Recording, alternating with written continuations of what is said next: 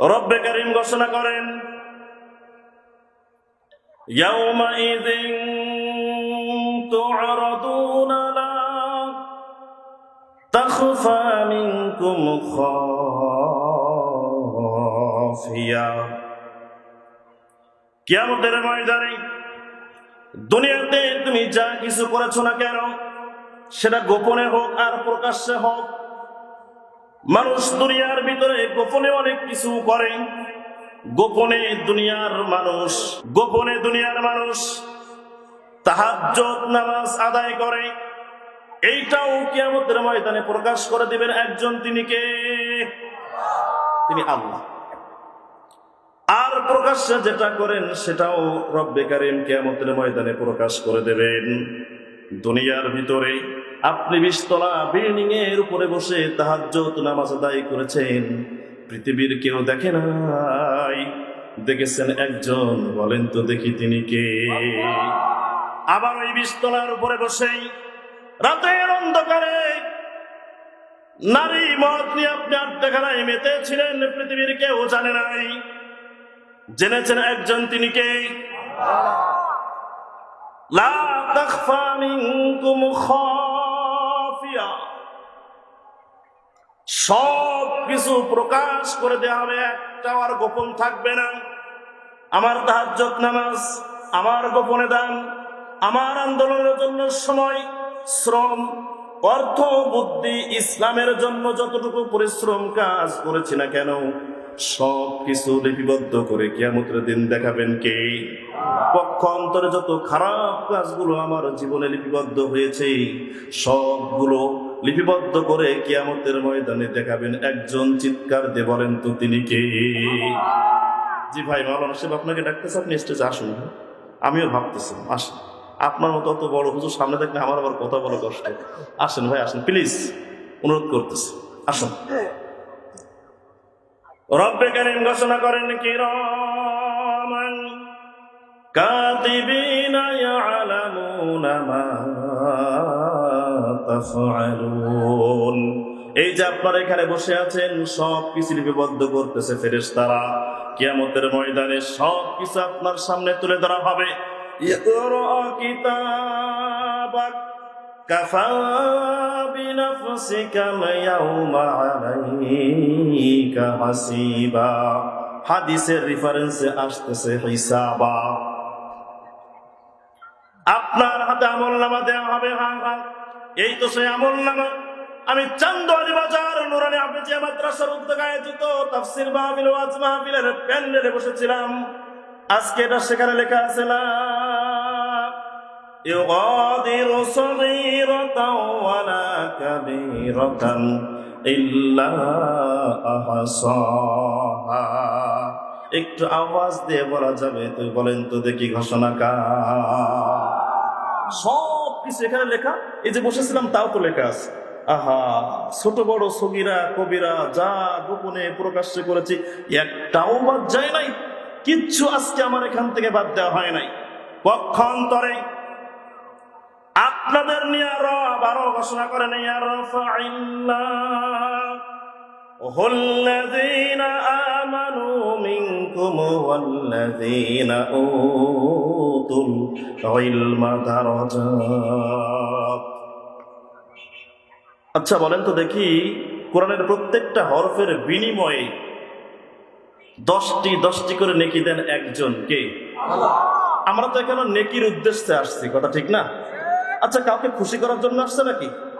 কাকে খুশি? কার খুশি? সব কাজ হওয়া লাগবে তার খুশির জন্য। এই জন্য যতক্ষণ থাকবো কোরআনের হরফ তেলাওয়াত হবে, আলোচনা হবে, আপনার আমলনামাটা ভরপুর করে দিবেন একজন, তিনি কে? রব্বে কারীম বলে দিয়েছেন, যাই কোরআনকে ধারণ করে, কোরআনকে প্রচার করে, আর কোরআনকে যারা শ্রবণ করে নিজের জীবনে বাস্তবায়ন করতে চায়, এই প্যান্ডেলে যারা বসেছেন তাদেরকে ডেকে ডেকে আল্লাহ তাআলা আপনাদেরকে বলতেছেন, হা হা। বাইরে যারা আছে তাদের কিন্তু নয়, আপনাদেরকে বোঝাচ্ছেন আল্লাহ। ও তুল ইলমা দারাজাত। যারা এখানে বসে কিছু শ্রবণ করবে, মেনে নিবে সামি'না ওয়া আতা'না, আমি রব নিজ দায়িত্বে তার সম্মানটা দুনিয়া ও আখিরাতে বাড়িয়ে দেব। চিৎকার দিয়ে বলা যাবে কি আল্লাহু আকবার। সম্মান বাড়িয়ে দেওয়ার মালিককে, সম্মান দিয়ে আবার ছিনিয়ে নেওয়ার মালিকও একজন, তিনি কে? পক্ষান্তরে যারা কোনো মাঠে ময়দানে এদিক ওদিক ঘোরাফেরা করছেন, টেনশন তাদের দিকে খেয়াল করে নেবার। যারা প্যান্ডেলের বাইরে রয়েছেন আপনাদের সম্পর্কে রব বলেন ওয়ামান আ'রাদা আন যিকরি ফাইন্না লাহু মাঈশাতান দানকা ওয়া নাহশুরুহু ইয়াওমাল কিয়ামাতি আ'মা। এই কোরআন থেকে যারা দূরে ছিল, এই কোরআন থেকে যারা মুখটা ফিরায় নিয়েছিল, রব্বে কারীম দুনিয়ার ভিতরে তাদের মানসিক অশান্তি তৈরি করে দেবেন, সুখ আর আসবে না। এ জাতীয় দেখেছে এই কোরআন থেকে জাতিকে সরিয়ে দেওয়ার কারণে জাতি একটা কঠিন দুর্বিষহ সময় অতিক্রম করেছে শুধু কোরআন থেকে এই জাতিকে সরিয়ে দেওয়ার কারণে। একটু বুঝে থাকলে বলেন তো দেখি কথা ঠিক না বেঠিক? শুধু কোরআন থেকে জাতিকে সরিয়ে দেওয়ার কারণে একটা দুর্বিষহ কয়েকটি বছর আমরা পার করেছি। কথা কোন ঠিক নয় কি? আজকেও যারা এখান থেকে দূরে সরে আছে, কিয়ামতের ময়দানে ওরা অন্ধ হয়ে উঠবে। ফাইন্না লাহু মাঈশাতান দানকা ওয়া নাহশুরুহু ইয়াওমাল কিয়ামাতি আ'মা। কিয়ামতের ময়দানে ওরা অন্ধ হয়ে উঠবে। এই জন্য যারা বাইরে রয়েছেন তারা যে বিরাট কিছু পেয়ে গেছেন তা কিন্তু নয়, আপনারা লাভবান হয়েছেন তা কিন্তু নয়। কারণ এই কোরআন একটা আলো, এই কোরআন থেকে দূরে থাকবে যে কপাল পুড়ে পড়া হবে সে। বলেন ঠিক না বেঠিক? এই কোরআন একটা আলো, এটা আমাদের বিশ্বাস হয় না? এই কোরআনটা আমাদের ঘরে আছে, কথা ঠিক না? আমি গতদিন বেড়াশোনাতে বলেছিলাম ঘরে আছে, পড়তে ভালো লাগে, মানতে ভালো লাগে না। আমি এই জন্য ওই আলোচনা আর করবো না। এখন এই যে কোরআন বিশ্বাস করেন, আমাকে প্রশ্ন করতেছে হুজুর এত বছর হয়ে গেল কোরআন কোরআন বলে আপনারা কত প্রচার করেন, কোরআন নাকি আলো দিতে পারে। আসলে কি আলো দিতে পারে? আপনি একটু বলেন তো দেখি। আমি তাকে বলেছিলাম সকারাতের বেলা শীতের সময় মানুষ যখন ঘুমাইতে যায়, বলেন তো দেখি, আপনারা একটু বুঝে থাকলে বলেন তো দেখি, রাতের বেলা মানুষ দরজা জানলা খোলা রেখে ঘুমায় নাকি আটকিয়ে ঘুমায়? সবাই বলেন। সকালবেলা সকাল 10টা-11টা বেজে গেছে, রাতের বেলা জানালা দরজা আটকিয়ে ঘুমান্ত ব্যক্তি যদি সকালবেলা লেপের ভিতর থেকে কোন রকম মুখটা বের করে দরজা জানালা না খুলে যদি অন্ধকার ঘরের ভিতর থেকে বলতে থাকে আজকে সূর্য উঠি নাই, সূর্য আজকে আলো দিতে পারে নাই, বলেন তো দেখি সকাল 11টায় সূর্য উঠুক আর না উঠুক কম বেশি আলোকিত হওয়ার সম্ভাবনা আগামীকালকে আছে না নাই? এখন ও যদি বলে না না না না আজকে ঘরের ভিতর দেখতেছি পুরো অন্ধকার, রাতে যেমন দেখলাম এখনো তো তেমনই অন্ধকার, আজকে মনে হয় সূর্য ওঠেনি, আপনারা বলেন তো আগামীকাল সকালবেলা সূর্য উঠবে কি উঠবে না? যদি আকাশে দেখা নাও যায় তাহলেও সূর্য উঠবে, কথা সত্য নয় কি? তার মানে মিয়া তোমাকে এই সূর্যের আলোকিত পাওয়ার জন্য, আলো পাওয়ার জন্য লেপের ভিতরে শুয়ে থাকলে হবে না। লেপের ভিতর থেকে বের হয়ে এসে জানালাটা খোলার দরকার, জোরে বলেন আছে না নাই? দরজাটা খোলার দরকার আছে না নাই? লেপের ভিতর থেকে বের হয়ে এসে জানালা খুলবে যখন, দরজা খুলবে যখন, তার ঘরটা সাদায় ফকফকা আলোয় আলোকিত হয়ে যাবে, তখন চিৎকার দিয়ে বলেন তো দেখি কথা ঠিক না বেঠিক? ঠিক তেমনি ভাবে এই কোরআন আপনার ঘরে আছে ঠিকই, আপনি শ্রবণ করেছেন, করলেও সামান্য পরিমাণ, আর করলেও বুঝে বুঝে আপনি শ্রবণ করেন নাই, পড়েন নাই।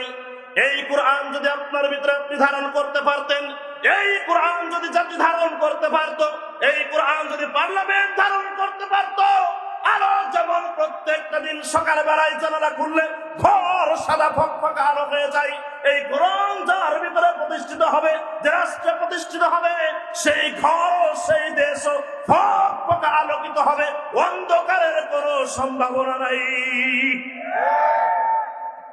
কিন্তু মিয়া ভাই এই কোরআন পর্যন্ত এসে আপনাকে প্রতিষ্ঠিত করা তো রাখবে, কথা ঠিক না? এমনি এমনি হবে না, আগে জানালা দরজা খোলা রাখবে। শুধু তাই নয়, এখন এই কোরআন হুজুর আমি পড়তে পারি, আমার বাড়িতে রয়েছে, তারপরেও কোরআন পড়ে অনেকেই জীবন পরিবর্তন করতে পারে না। কষ্ট হচ্ছে আপনাদের? একটু আওয়াজ দিয়ে বলেন তো, দিল থেকে কষ্ট হচ্ছে? আমি আগেই বলেছি আমি স্বাভাবিক কথা বলবো আজকে। কারণটা কি? আমি আপনাদের দোয়ার বরকতে, আল্লাহর শেষ রহমতে বাংলাদেশের বিভিন্ন জেলাতে যাওয়ার সৌভাগ্য আমার হয়েছে। কক্সবাজার, সেন্ট মার্টিন, রাঙ্গামাটি, সাজেকবাড়ি, খাগড়াছড়ি, বান্দরবান, চট্টগ্রাম, সিলেট বিভিন্ন অঞ্চলে আমি গিয়েছি। কথাটি আমি বেড়াইছি বা গিয়েছি, প্রোগ্রাম করেছি এই জন্য বলছি না বাজান। আমি সেখানে গেলাম, সাদা পাথর দেখলাম, জাফলমে পাথর দেখলাম, সেন্ট মার্টিনে বড় বড় পাথর দেখলাম। দেখার পর আমি একটি পাথর ঠিকই হাতে নিলাম। বেড়াইতে গেলে কিছু শিখবে।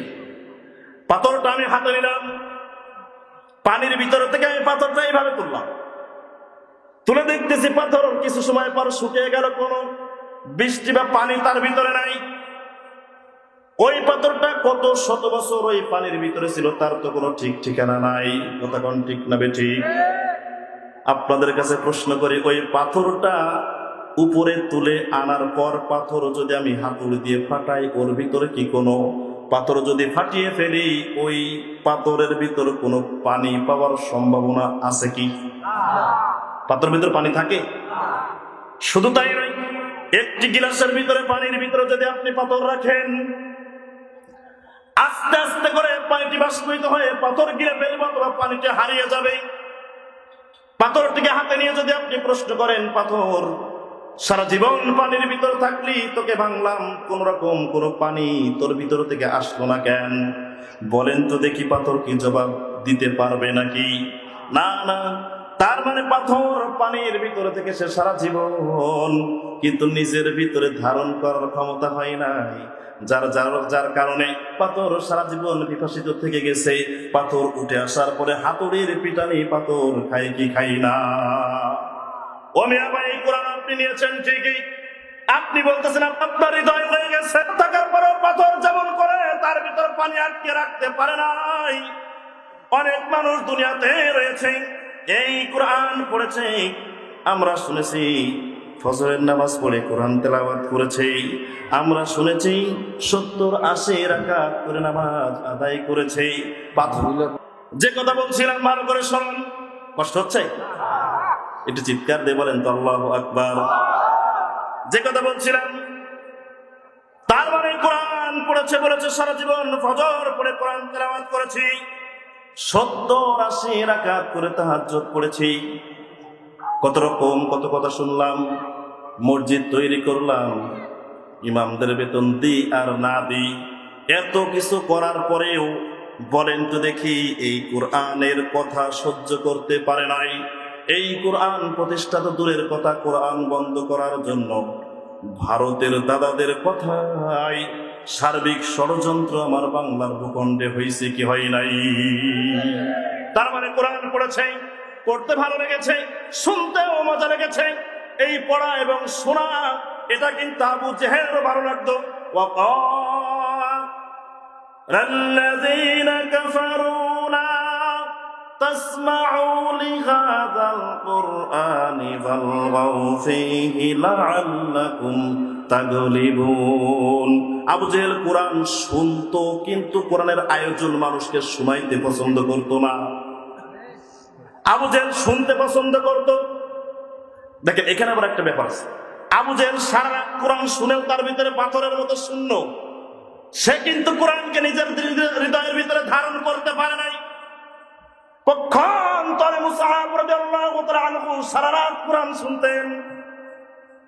একমাত্র সন্তান, প্রত্যেক দিন একটি একটি করে পোশাক পরতেন। সেই জামানায় তার মতো ধনী ব্যক্তি আর কেউ ছিল না। 200 দিরহাম দিয়ে সবচেয়ে দামি জামাটা মুসআব পরতেন। কোরআন শুনতে শুনতে শুনতে শুনতে পাথরের মতো হয় নাই, এমন করে বোতল ধরেন যে কোনো পাত্রের নাই হয়েছে। কলিজার ভিতর ধারণ করে রাসূলের কাছে গিয়ে হাতে হাত দিয়ে কালেমা পড়ে দুনিয়ার সমস্ত সম্পদ ত্যাগ করে ইসলামের জন্য নিবেদিত প্রাণ হয়ে গেছে। বলেন না আল্লাহু আকবার। তার মানে এই কোরআন সকলকে যে দিবে তা কিন্তু নয়, সকল যে কোরআন গ্রহণ করবে তা কিন্তু নয়। এই কোরআন সকলেই কখনোই গ্রহণ করতে পারে না। এই কোরআন যাদের কপালে থাকবে, যারা মেনে নেবে, তাদের জীবন আলোয় আলোকিত। স্বাভাবিক নিয়ম অনুযায়ী দেখুন, যারা সাহাবা হয় নাই, কোরআন থেকে মানে নাই, তাদেরকে আমরা দুশমন বলি।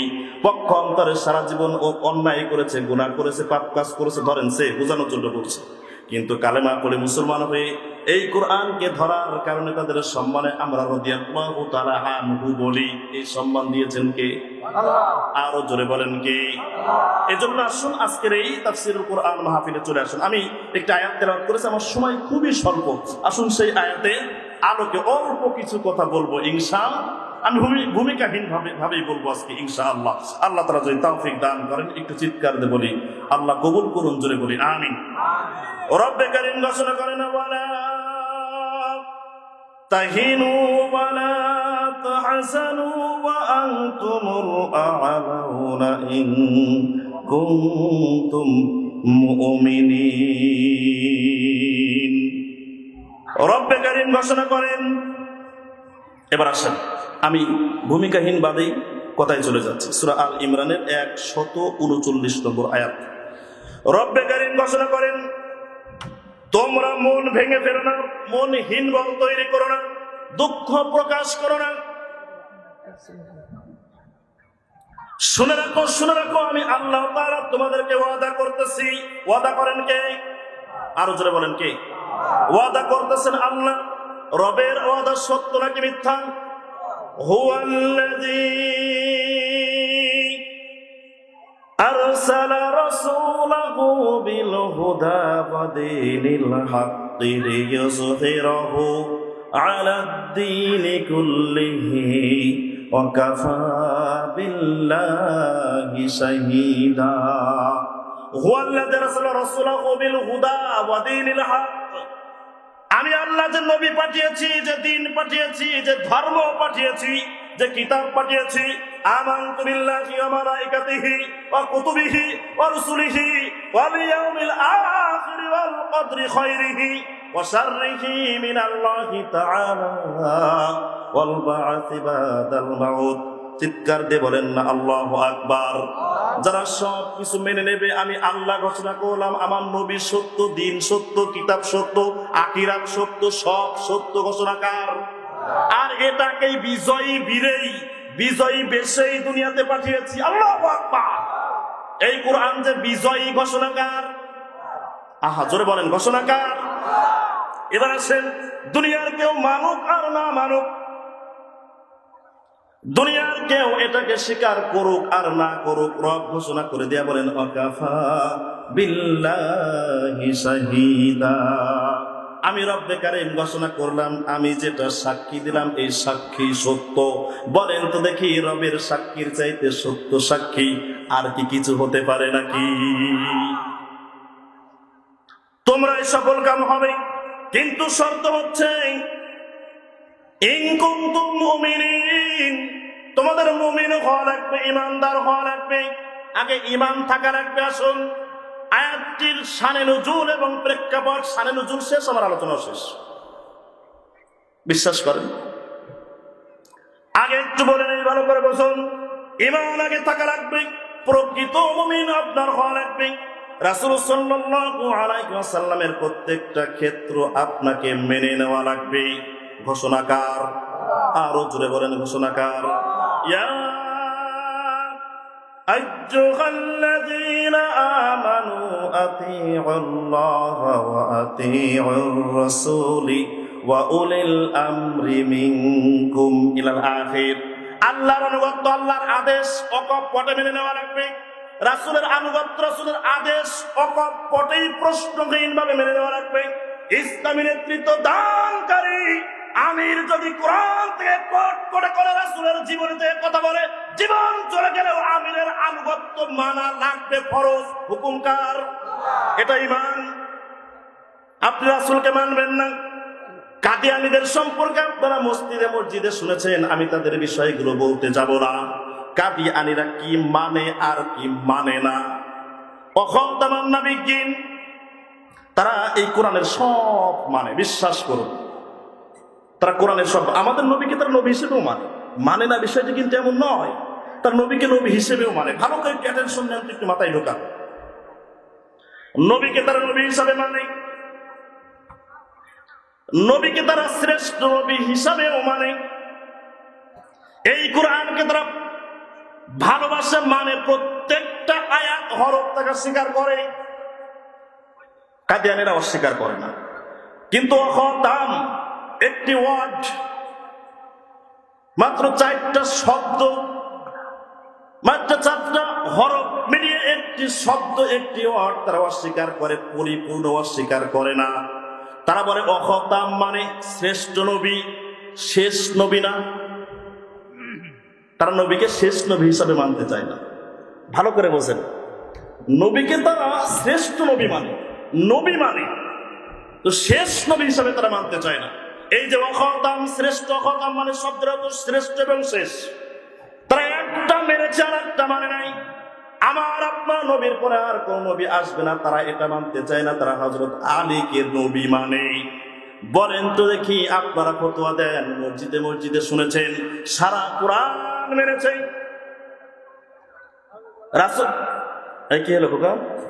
আচ্ছা, রাসূলের সমস্ত জীবনী তারা মেনেছে, অস্বীকার করে নাই। শুধু খতাম একটি শব্দের অর্ধেক মেনেছে, আর অর্ধেক মানে সর্বশ্রেষ্ঠ এবং শেষ। শেষ শব্দটি তারা মানার কারণে সারা পৃথিবীর ইসলামিক স্কলাররাই মতামত দিয়েছে কাদিয়ানীরা মুসলমান নয়। আওয়াজ দিয়ে বলেন তো তাদের পরিচয়টা কি? জোরে বলেন, কাদিয়ানীরা কি? কাদিয়ানীরা কি? কাদিয়ানীরা কাফের। ও মিয়া ভাই, এবার আপনি নিজের জীবনের সাথে একটু মিলান। আপনি অস্বীকার করতে, তারা একটি শব্দ মাত্র অস্বীকার করেছে। তারা যদি কাফের হয়, আপনি অস্বীকার করলে আপনি ইমানদার দাবি করেন, মুসলমান নাম নিয়ে কোন আশায়? রাসূল সাল্লাল্লাহু আলাইহি ওয়াসাল্লাম রাতের, কষ্ট হচ্ছে, রাতের অন্ধকারে হাঁটতেছেন, হাঁটতে হাঁটতে আবু যর রাদিয়াল্লাহু তাআলা আনহু লক্ষ্য করে দেখলেন কে যেন হেঁটে যায়, পিছু নিলেন। তিনি বুঝতে পারলেন এটা মুহাম্মদ সাল্লাল্লাহু আলাইহি ওয়াসাল্লাম। পিছন পিছন গেলেন। রাসূল একটু থমকে দাঁড়িয়ে পিছনে ফিরে বললেন, আমার পিছনে কে? রাসূলকে সব কিছু জানিয়ে দিতেন একজন, তিনি কে? আবু যর বলছেন, ইয়া রাসূলুল্লাহ, আমি। কি হয়েছে তুমি পিছনে? আমি চিন্তা করলাম আপনি কোনো নফল ইবাদত বা ভালো কোনো কাজে যাচ্ছেন কিনা, যদি হয় তাহলে আমি সেই কাজটা করব, এই নিয়তে আমি আপনার পিছু নিয়েছি, নাম্বার 1। দ্বিতীয়ত, আপনি একা একা বের হয়েছেন, আপনার তো শত্রুর অভাব নাই। ইসলামিক পথের পথিকদেরও শত্রুর অভাব আছে? কথা বল না কেন, আছে? নাই। রাসূল সাল্লাল্লাহু আলাইহি ওয়াসাল্লামের জীবনে কোনো ভুল নাই। 5 লক্ষ রাবী, তার 10 লক্ষ হাদিস গবেষণা করে জীবনটাই শেষ করে দিয়েছে। 1500 বছর পার হয়ে গেছে। ওয়াল্লাহি, আল্লাহর কসম, আমার রাসূলের জীবন থেকে একটা ভুল আজ পর্যন্ত তারা প্রমাণ করতে পারে নাই। কিয়ামত পর্যন্ত কেউ পারবে না। বলেন ঠিক কিনা? ভালো করে বোঝেন, একটু খোরাক নিয়ে যান।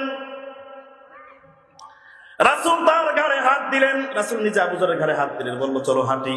হাঁটতেছে, হাঁটতে হাঁটতে হাঁটতে হাঁটতে একটা পাথরের কাছে গিয়ে বসলেন। কিছু সময় পর রাসূল বললেন, তুমি এখানে বসো, আমি একটু ঘুরে আসি। কিছু দূর গেলেন, তিনি বলেন, আমি দেখলাম আমার চোখে হালকা হালকা দেখা যাচ্ছে রাসূল কার সাথে যেন হাত নেড়ে নেড়ে, মুখ নেড়ে নেড়ে কথা বলতেছে, তার দাড়ি মোবারক নড়তেছে। রাসূল সাল্লাল্লাহু আলাইহি ওয়াসাল্লাম আসলেন। আমি জিজ্ঞাসা করলাম, ইয়া রাসূলুল্লাহ, ওখানে তো কেউ ছিল না আপনি ছাড়া, কার সাথে আপনি কথা বলেন? রাসূল সাল্লাল্লাহু আলাইহি ওয়াসাল্লাম বললেন, জিবরাইলের সাথে আমি ওই জায়গায় কথা বলতেছিলাম। রাসূল গো, কি কথা একটু জানানো যাবে কিনা? রাসূল বললেন, আমাকে জিবরাইল একটি সুখবর দিয়েছে, যার ঈমান আছে সে জান্নাতি। আপনারা কইলেন নাকি? জোরে কর। রাসূল সত্যি, আমি তো কালেমা পড়ে ঈমান এনেছি বলে তুমি জান্নাতি।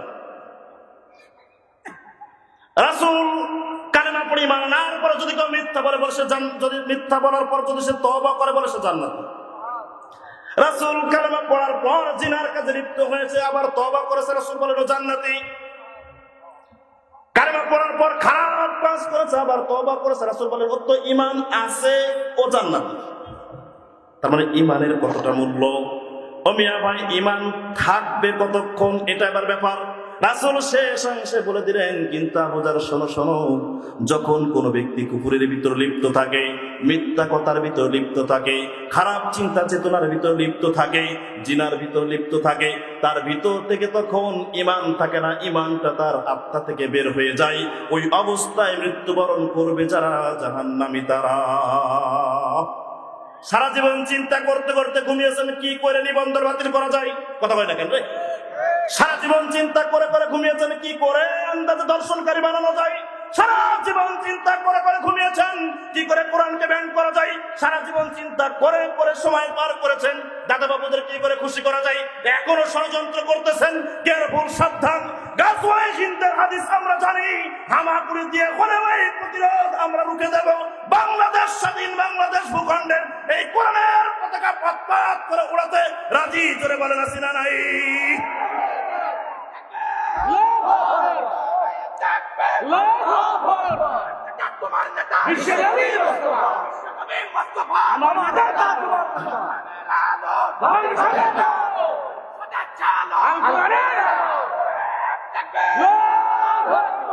মিয়া ভাই উঠে যাচ্ছে ভাই, ও ভাই বসেন, আসবেন না? ও আসছে, মাশাআল্লাহ। কষ্ট হচ্ছে? কষ্ট তো আমার হচ্ছে, গলার অবস্থা বুঝতেছেন না? তার মানে ঈমানের গুরুত্ব কত বেশি। এই যে আমি একটু খুলে দেখাই, রাগ করবেন না তো? রাগ করবেন না তো? আমি একটু উদাহরণ দিয়ে বলি।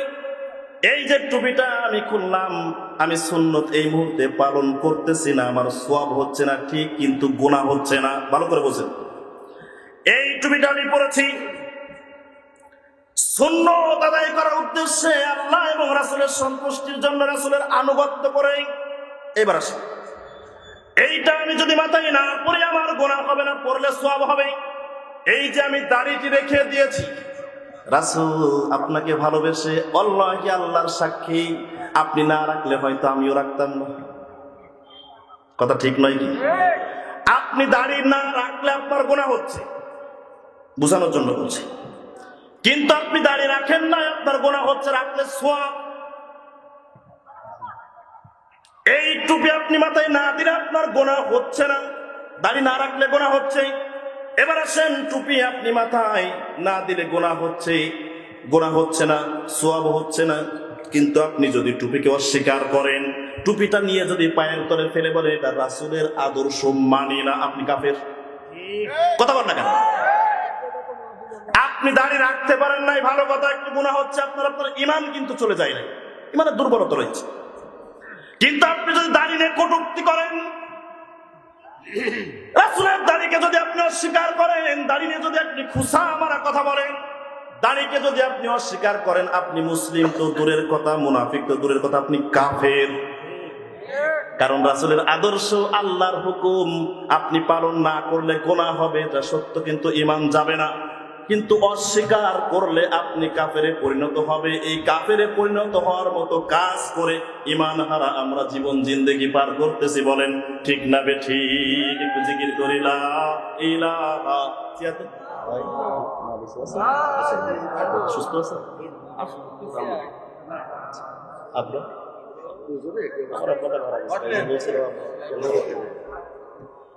বসেন জি, বসেন। না না না, আমরা নিচে বসি, সবাই নিচে বসি। জোরে লা ইলাহা, লা ইলাহা ইল্লাল্লাহু মুহাম্মাদুর রাসূলুল্লাহ সাল্লাল্লাহু আলাইহি ওয়াসাল্লাম। তার মানে ঈমানকে আমি সংক্ষেপে বোঝানোর চেষ্টা করলাম। বুঝুন, আপনি পালন করবেন না, গুনাহ হবে, কিন্তু ঈমান চলে যাবে না।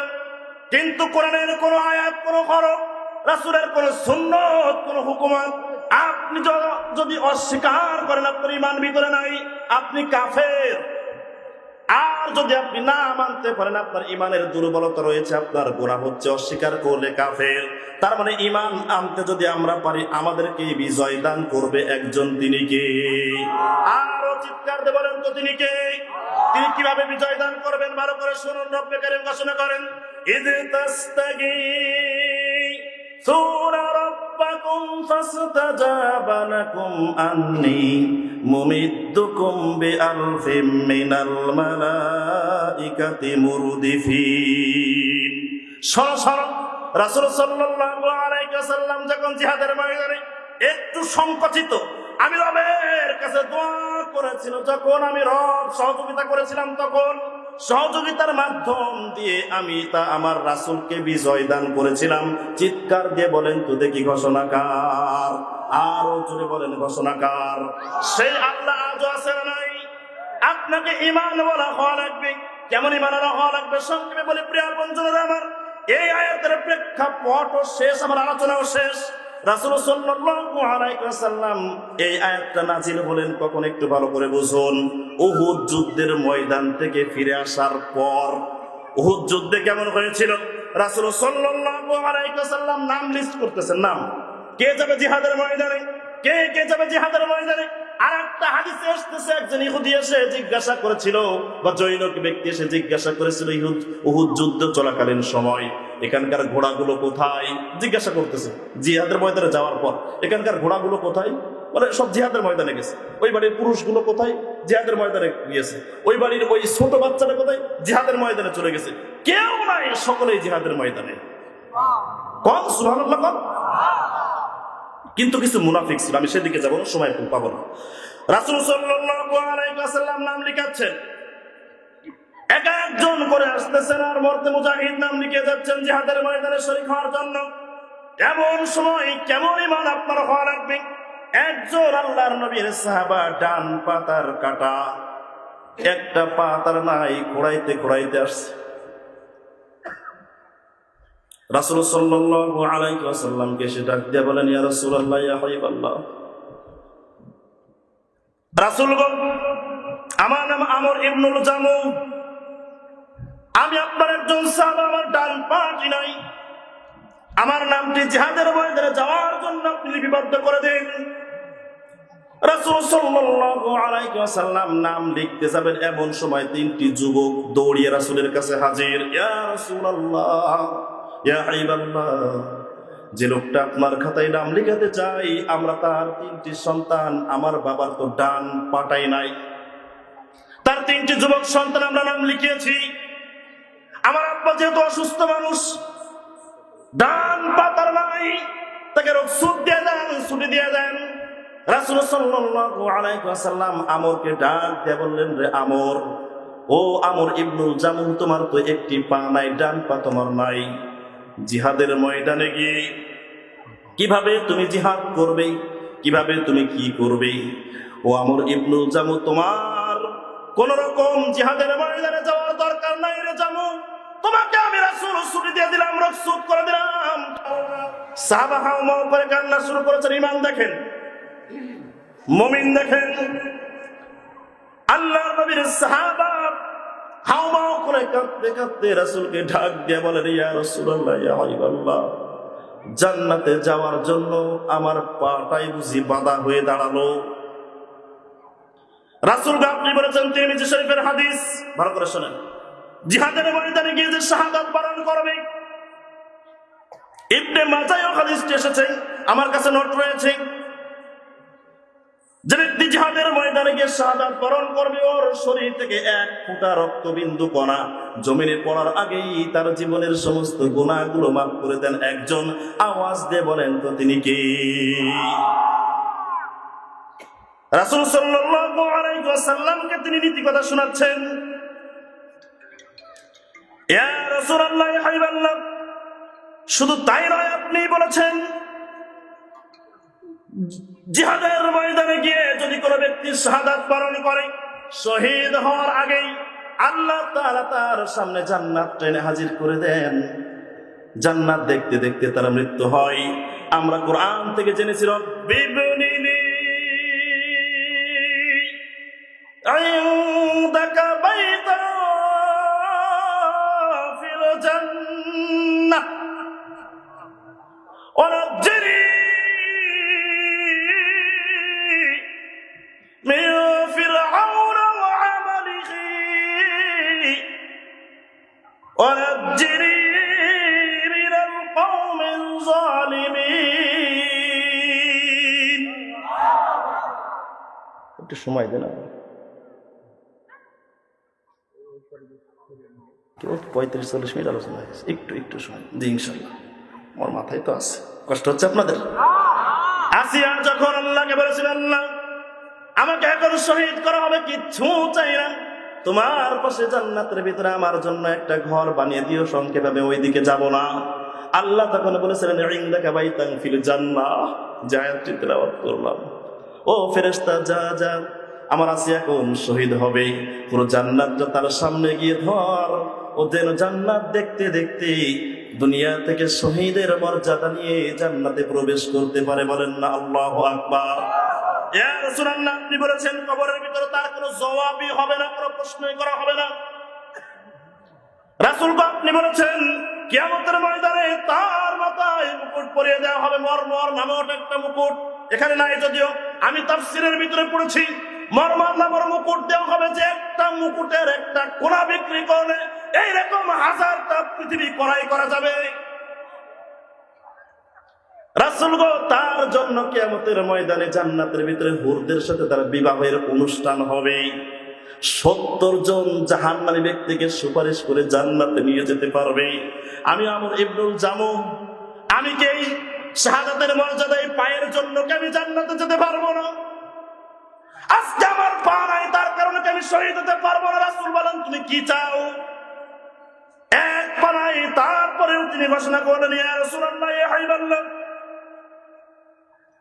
আপনি আমার 3টি সন্তানকে একটু তেজস্ব ঘোড়ার উপরে আমাকে শক্ত করে বেঁধে দিতে বলুন।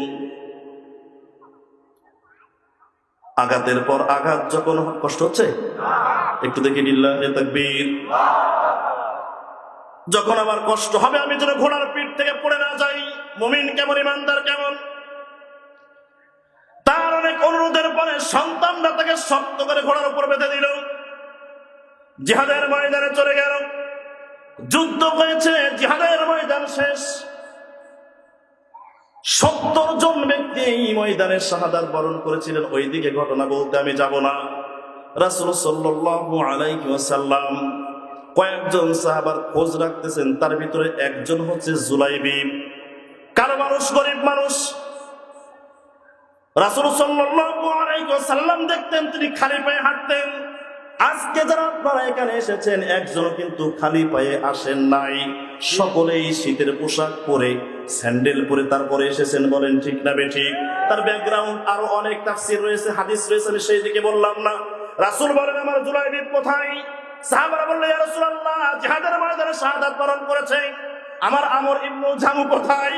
যার একটি পা ছিল না, সে কই? রাসূল সাল্লাল্লাহু আলাইহি ওয়াসাল্লাম জুলাইবিবের লাশটা জড়িয়ে ধরে এমন ভাবে কেঁদেছেন, যার গায়ে ছেঁড়া পোশাক, জীবনে কোনোদিন দামি কোনো পোশাক তিনি পরতে পারেন নাই, জীবনে কোনোদিন স্যান্ডেল তার পায়ে দেওয়া সৌভাগ্য হয় নাই। রাসূল ফুপিয়ে ফুপিয়ে কাঁদে। রাসূল যত সাহাবাকে নিয়ে কেঁদেছেন, জুলাইবিবের মতো এত ফুপিয়ে ফুপিয়ে রাসূল কখনো অন্যজনের মতো অন্যজনের জন্য এত ফুপিয়ে কখনো তিনি কাঁদেন নাই। দাফন কাজ শেষ করে বলছে, আমার আমর ইবনুল জামু কোথায়? যার একটি পা ছিল না।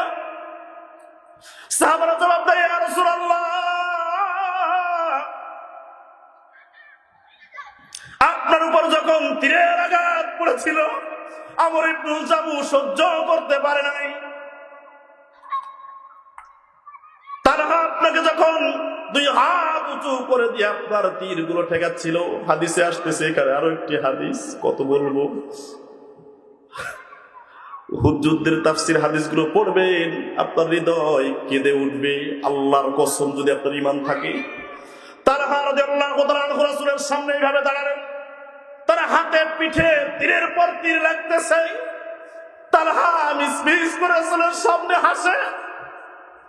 রাসূল পরে জানিয়েছেন, তালহা আমার সামনে জীবন চলে যায়, তারপরে ইসলামের জন্য জীবন চলে যায়, তারপরে ও কেন হেসেছে তোমরা জানো নাকি?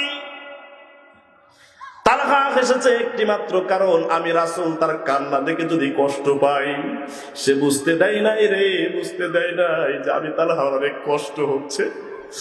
ও চান্দোয়ারির মানুষ, তালহা যেন আমাদেরকে শিক্ষা দিয়ে গেল, মুসলমান শোনো, রাসূলের সুন্নাতকে আঁকড়ে ধরতে গিয়ে, রাসূলের দ্বীনকে প্রতিষ্ঠা করতে গিয়ে, রাসূলকে ভালোবেসে জীবন চলে যাওয়ার জন্য যেমন আমি তার হাত পেতে দিয়েছিলাম, আজকের আবু সাঈদ মুগ্ধরাও তেমন করে হাত পেতে দিয়ে তালহার উত্তর শুরু হিসেবে নাম লিখে স্বাধীনতা ঘোষণা করে গেছে। বলেন ঠিক না বেঠিক?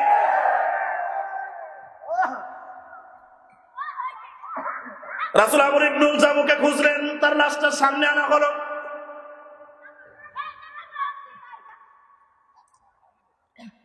একটু জিকির করিলাম।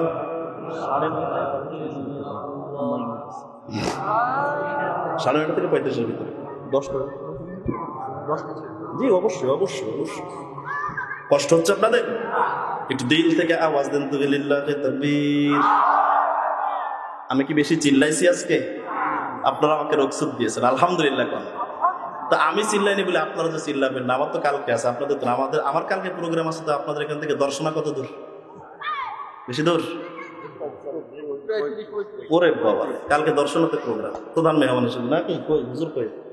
হ্যাঁ ওখানে। যাই হোক, সেখানে মাদ্রাসার প্রোগ্রাম। আমাকে কালকে আবার চিল্লাইতে হবে। তা আপনারা যে চিল্লাবেন না তা তো হবে না। লিল্লাহি তাকবীর, লিল্লাহি তাকবীর। আল কোরআনের আলো খুব জ্বালিয়েছেন ঘরে, এবার আসল জায়গায় জালো। কথা কন ঠিক না বেঠিক?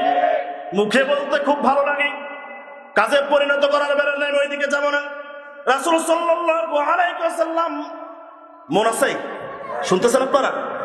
আমর ইবনুল জামুর খোঁজটা নিলেন। সাহাবারা বললেন, রাসূল আপনার দিকে যখন তীর এসেছিল, আপনার মাথার ভিতরে যখন লোহার কড়া ঢুকেছিল, আমর ইবনুল জামু সহ্য করতে পারে নাই, চিৎকার দিয়ে আল্লাহু আকবার বলে আপনার পাশে যে যুদ্ধ করার চেষ্টা করেছে, রাসূল গো তার ডান পাটি ছিল না, তার বাম পাটি কেটে ফেলা হয়েছে।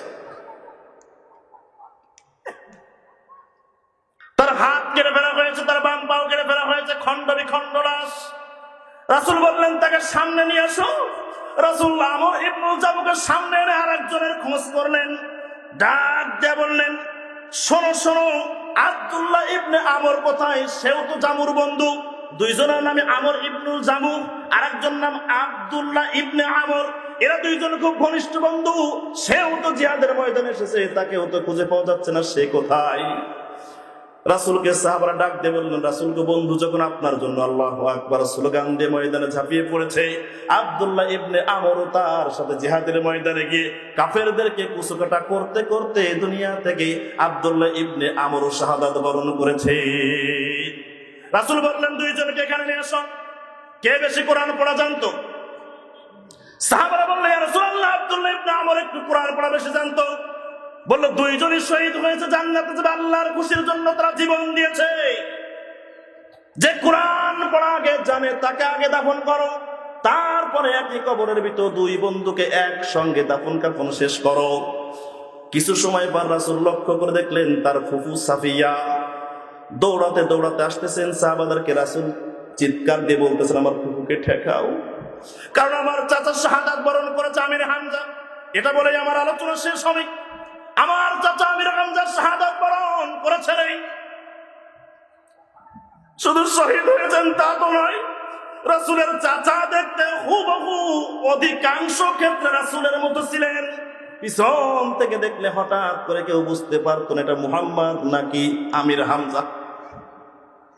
রাসূল বলেন, আমার ফুফুকে ঠেকাও, কারণ আমার চাচার নাকটা কেটে ফেলেছে, আমার চাচার কানটা কেটে ফেলেছে, আমার চাচার বুকটা ফিরে কলিজা চিরে ওরা খেয়েছে।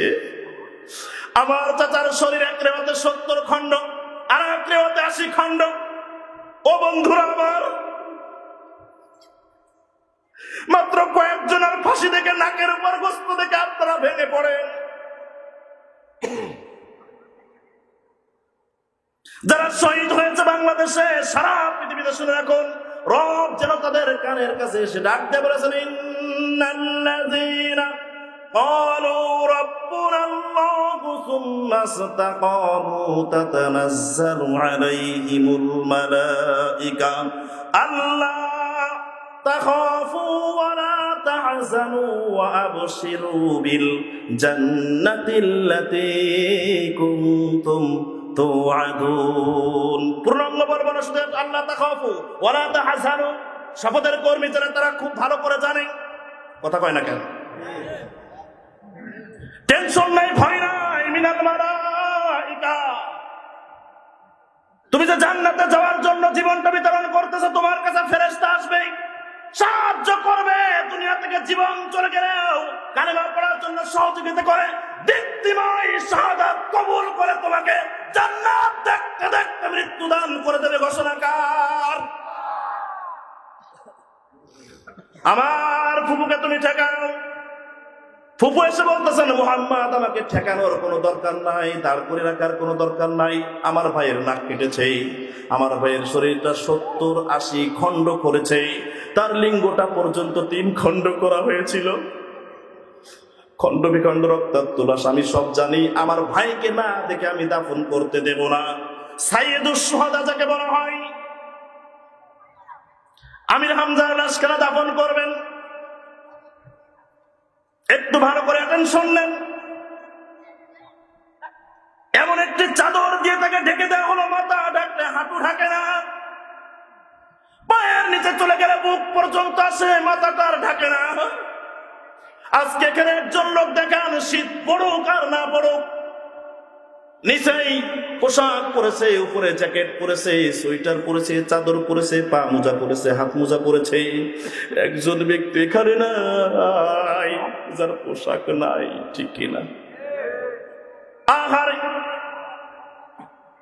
সাইয়্যিদুশ শুহাদা যাকে বলা হয়, তাকে দাফন করার জন্য পোশাক পাচ্ছেন না। রাসূল বলেন, ওই যে সাদা ঘাস, সবুজ ঘাস দেখা দেয়, ঘাসগুলো নিয়ে আসো। ওই ঘাসগুলো আনা হলো, তাকে ঢেকে দাফন করা হলো। সংক্ষেপে বললাম, অনেক বড় বড় কথা এখানে রয়েছে। শুধু তাই নয়, যে মুসআব রাদিয়াল্লাহু তাআলা আনহুর কথা বললাম, তিনিও এই যুদ্ধে শাহাদাত বরণ করেছেন। তাকে ও রাসূল পরিপূর্ণ কাপড় দিতে পারে নাই, ঘাস দিয়ে ঢেকে কাফন দিয়েছেন। যে মুসআব প্রত্যেকটা দিন একটি একটি করে নতুন পোশাক পাল্টাইতেন, ওই মুসআব ইসলামের জন্য সমস্ত সম্পদ ত্যাগ করেছে। আমির হামজার সামনে দাঁড়িয়ে কেউ কোনোদিন কোনো কথা বলার সাহস পায় নাই। ওই আমির হামজা ইসলামকে প্রতিষ্ঠা করার জন্য জীবন বিলিয়ে দিয়েছেন। আমর ইবনে জামুয়াত পানাই, তারপরেও জিহাদের ময়দানে গেছে। কার খুশি? জোরে বলেন। রবের খুশির জন্য তারা যদি জীবন দিতে পারে, রবের ঘোষণা, আমওয়ালিকুম ওয়া আনফুসিকুম। 1 নম্বরে তোমাকে মাল দেওয়া লাগবে, এরপরে জান দেওয়া লাগবে, কারণ জান দেওয়ার সময় আছে। মারা গেলে আর কেউ জান দিতে পারে না, মালও দিতে পারে না, কিন্তু মাল দেওয়ার পরে জান দেওয়ার সিস্টেম, জোরে বলেন, আছে না নাই? আবারও যদি এমন সময় আসে, মুসলমান, আমর ইবনে জাবর উত্তরসূরি, আবু তালহার উত্তরসূরি, আব্দুল ইবনে আমর উত্তরসূরি, আমির হামজার উত্তরসূরি হিসাবে যদি এমন সময় আবার আমাদের সামনে আসে, বলেন তো দেখি, শহীদের তামান্না নিয়ে আবার আমরা ওই ময়দানে যেতে আছি যারা, দুহাত তুলে আল্লাহকে একটু দেখিয়ে দেই। তারা হাত তুলে রাখেন, হাত তুলে রাখেন।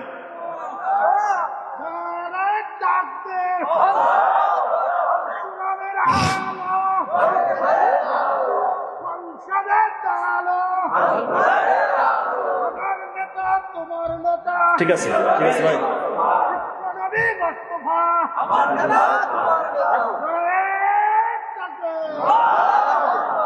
একান্ত হাতুটান হাতুটান, হাত নামাইতে তো বলি না, হাতুটান হাতুটান, আল্লাহ দেখো কে হাত তুলেছে কে তুলে নাই।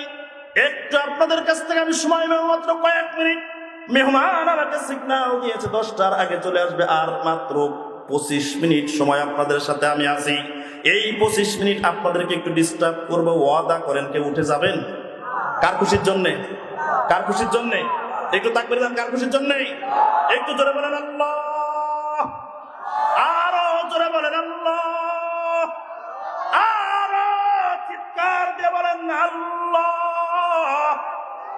হাত নামান।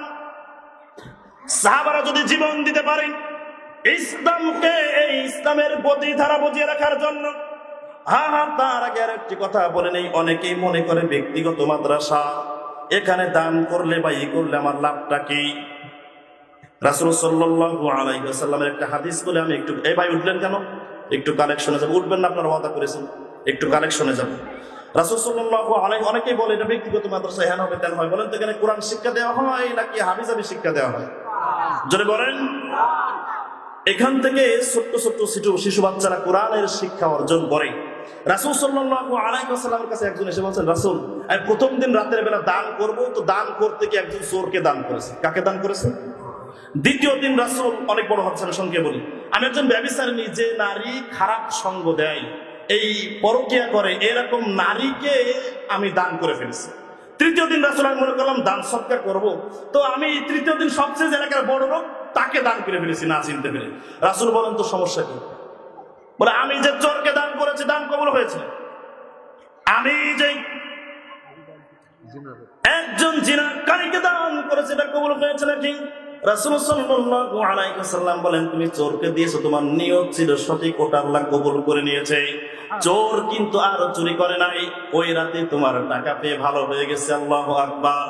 জিনাকারী ওই রাতে জিনা করার উদ্দেশ্য বের হয়েছিল, তোমার টাকা পেয়ে আর জিনা করে নাই, তোমার নিয়ত সহি ছিল, তোমারটা কবুল করে নিয়েছে কে? যে ধনী ব্যক্তি বড় লোককে তুমি টাকা পয়সা দান করেছিলে, ওই ধনী ব্যক্তি বড় লোকটা আগে কোনোদিন কোন জায়গায় জীবনে দান করে নাই। তোমার দান করা দেখে ও আল্লাহর রাস্তায় দান করার প্রতিজ্ঞা করেছে, এই জন্য তোমার দানটা কবুল করে নিয়েছে কে? ব্যক্তিগত হোক, ভালো কাজ যেখানে আমরা আছি, ভালো কাজ যেখানে আমরা আছি, এটা কি প্রতিষ্ঠান কিনা প্রতিষ্ঠান? আপনার সন্তান ছোট্ট ছোট্ট বাচ্চাদেরকে জিজ্ঞাসা করেন, আমি করেছি। ও জানাজার দোয়া পড়তেছে, আশ্চর্য ব্যাপার, আল্লাহুম্মা গফির লিহাইয়িনা ওয়া মাইয়িতিনা ওয়া সাখিদিনা ওয়া গায়িবিনা ওয়া সগীরিনা ওয়া কাবীরিনা ওয়া যাকারিনা ওয়া উনসানা, আল্লাহুম্মা মান আহইয়াইতাহু মিন্না ফাআহইহি আলাল ইসলাম ওয়া মান তাওফাইতাহু মিন্না ফাতাওফাহু আলাল ঈমান। জানাজার শেষ দোয়া। এখন যদি এখানে জিজ্ঞাসা করে, অনেকে একদম ফার্স্ট ডিভিশনে গোল্ডেন এ প্লাস নিয়ে ফেল করবে, আছে না? আরো জোরে কন। একটু একটু ছোট্ট ছোট্ট সন্তানেরা রাত ৩টা ৪টার সময় তাহাজ্জুদ পড়ে আপনাদের জন্য দোয়া করে। ও বাজান, এই জন্য মাদ্রাসা টিকিয়ে রাখার জন্য, এই কোরআনের প্রচার প্রসার করার জন্য, শুধু তাই নয়, হাদিস বলে যে এলাকায় কোরআন তেলাওয়াত বেশি হয়, শিশু বাচ্চারা কোরআন তেলাওয়াত করে, ওই এলাকাটা আল্লাহ রহমতের ফেরেশতা দিয়ে ঘেরাও করে আল্লাহ ওই এলাকায় রহমত বর্ষণ করতে থাকে। এই জন্য আছেন কোন বাজান, আসুন একটু মাদ্রাসার জন্য। হুজুর আমি ৫,০০০ টাকা, হুজুর আমি ১০,০০০ টাকা, হুজুর আমি মাদ্রাসার জন্য এই কয়টি টাকা দান করব। আসুন আল্লাহর রাস্তায়, আল্লাহর খুশির জন্য, দিনের তাগিদে, দিন প্রচারের স্বার্থে, এতিম অসহায় শিশু বাচ্চাদের জন্য মাদ্রাসা টিকিয়ে রাখার উদ্দেশ্যে, দিন প্রচারের স্বার্থে, কবরে যাওয়ার পর আপনার সমস্ত সন্তান দুনিয়াতে, সমস্ত সম্পদ দুনিয়াতে থাকে, আর দিয়ে ধন বুঝে মন কেড়ে নিতে কতক্ষণ। কোথায় রয়েছে এমন আমরা দেখেছি কত সম্পদের মালিক করোনার সময় মারা গেছে, একটা সিলিন্ডার পর্যন্ত পাই নাই, টাকা পয়সা রয়ে গেছে। আমরা দেখেছি কত সম্পদের মালিক দুনিয়া থেকে মৃত্যুবরণ করেছে, একটি পয়সা নিয়ে যেতে পারে নাই। একটু আওয়াজ দিয়ে বলেন তো এই কথা ঠিক না বেঠি? আছেন কোন বাজারে? একটু দ্রুত হুজুর, যতটুকু পারলাম আমি তাই দিলাম। মাদ্রাসা সভাপতিকে জনাব মোহাম্মদ মুসলিম উদ্দিন সভাপতি, আমি লিস্ট করে নিয়েছি, অত পাগল আমি না। জনাব মোহাম্মদ এস.এম. মোহাম্মদ মুসলিম উদ্দিন, আমি সভাপতি সাহেবের কাছ থেকে প্রথম শুরু করব। সভাপতি দেওয়া শুরু করবে যখন, সেক্রেটারি, ক্যাশিয়ার, অন্যান্য কমিটি দিবে তখন, আর এই কমিটি পার্লামেন্ট যখন মন্ত্রীরা অনুমোদন করে দেবে, এই সমস্ত সংসদ সদস্য এমপিরা এমনি হাজায় যুক্ত করে দেবে। বলেন ঠিক না বেঠিক? এই জন্য সভাপতি সাহেব একটু বলেন দেখি, আপনি কত বলেন, আপনি শুরু করে দেন ইনশাআল্লাহ। আমি বললি তো মেলা বলো, 50 বলবো। আচ্ছা আচ্ছা, আপনি বলেন ইনশাআল্লাহ, আপনার তো একটু টার্গেট আছে। আচ্ছা স্যার, একটু বাড়িয়ে আচ্ছা, তাই না? 5,000 কি খুশি আপনার? কেমন কেমন হয়? আচ্ছা বেশি না, 3,000 বাড়িয়ে দেন। তাহলে 2,000 বাড়িয়ে দেন। আচ্ছা 2,000 বাড়িয়ে দেন। 2,000 বাড়িয়ে দিলে আপাতত মেনে নি নাকি? আচ্ছা আলহামদুলিল্লাহ। দেখেছেন কি দেবো বলেন? হ্যাঁ, ও আচ্ছা, যা বলেছেন তাই। জনগণের একটু কথা রাখার দরকার ছিল। আমার সিআরও সাহেব কোন গেল, বলাইছে নাকি? সেলিম ভাই যখন আসছে আমার আলতাফ ভাইকে তো ছাড়বে না, কই আমার চেয়ারম্যান ভাই কই আসেন। আর আজকের মাহফিলের সম্মানিত সভাপতি অত্র মাদ্রাসার সভাপতি আই মালিক এস এম মোহাম্মদ মুসলিম উদ্দিন ৫,০০০ টাকা লাগাতার পীর আল্লাহ তাআলা টাকা করেছে ৫,০০০। আল্লাহ জান্নাতে তার জন্য বানায় একটা বাজার। রব্বে কারীম দুনিয়াতে তুমি তার সম্মান বাড়িয়ে দাও, হালাল রুজি উপার্জনে বরকত দান করে দাও, জানামালে বরকত দান করে দাও, মনের ইচ্ছা পূরণ করে দাও, আপনজনদের কবরে সওয়াব পৌঁছে দিয়ে কবরগুলো জান্নাতের টুকরা পরিণত করে দাও, হালাল রুজি উপার্জনে বরকত দিয়ে ১,০০,০০০ টাকার মালিক আল্লাহ তুমি বানিয়ে দাও। আয় রব্বে কারীম দুনিয়াতে তুমি সম্মান দিয়েছো, এই সম্মান আমরা বৃদ্ধি করে দিয়ে কিয়ামতের ময়দানে এই সম্মান নিয়ে যেন একসঙ্গে জান্নাতে যেতে পারি। আল্লাহ তুমি মুসলিম উদ্দিন সাহেব সভাপতিকে কবুল করে না, বলেন আমিন। আর কাসের বাজার মাদ্রাসার সম্মানিত সেক্রেটারি আমার আলী আশরাফ মাস্টার নিপন ভাই কই? আমার রিপন ভাই কই? ভাই আমার রিপন যা দেবে ভাই আমি মেনে নেব তাই। ভাই একটু জোরে আসেন, দৌড়ে আসেন, আপনাকে খুঁজতেছি আমি। ভাই 2 হাত উঁচু করে 10,000 ভাই, হ্যাঁ না 2 হাত উঁচু করলেন? ও আচ্ছা আচ্ছা, কত ভাই? আমি কাট 5 মাইরে দি ভাই।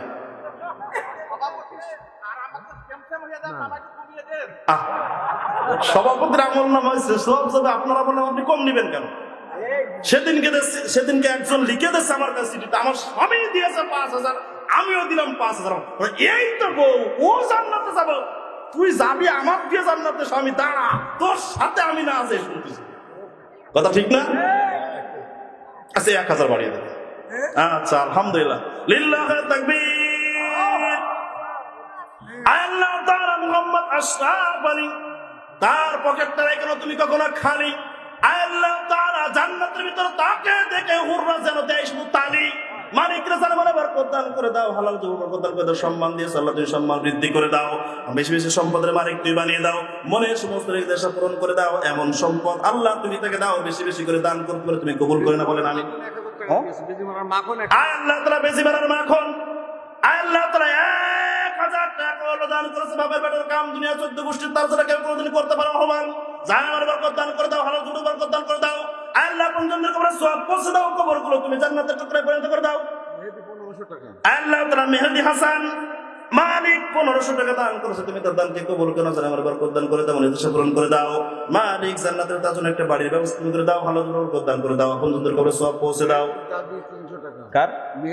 মেহেদীর দাদি আল্লাহ তাআলা 300 টাকা দান করে তুমি তার দানকে কবুল করো, বালা মুসিবত থেকে হেফাজত করো, জানে মালে বরকত দান করো। প্রবাসী সামাজিক সংগঠন বোধ হয় 10,000 টাকা। কি নাম? স্বপ্নময় প্রবাসী সামাজিক সংগঠন।